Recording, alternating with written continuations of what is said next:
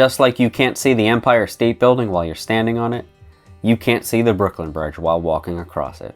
And that's why we're heading across the Manhattan Bridge, where you'll get a much different view of the city than you're probably used to seeing. This is Magellan. And this is Greyhound. Where we make videos about epic road trips, kayaking, hiking, and other outdoor adventures.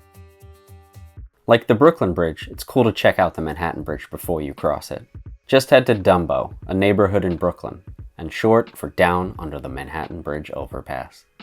Pebble Beach is always a good spot to catch a glimpse of it, but the popular thing many people will do is head to the intersection of Washington and Water Street and take a photo of this iconic shot, which many think is the Brooklyn Bridge, but it's actually the Manhattan.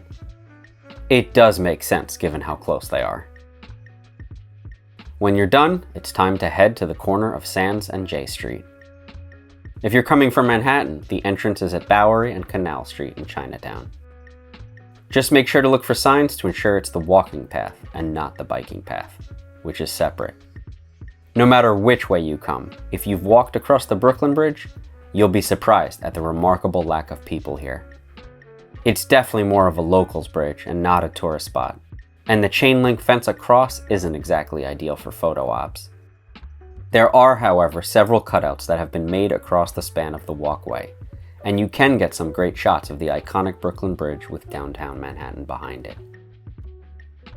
Also, we don't talk about Fight Club. Fun fact, the Manhattan Bridge was the first bridge in the world to make use of deflection theory, whereby the weight bearing down on the bridge gives the deck its stability and, given all the former trolleys and now trains and cars that pass over it, is among the most heavily loaded bridges ever built.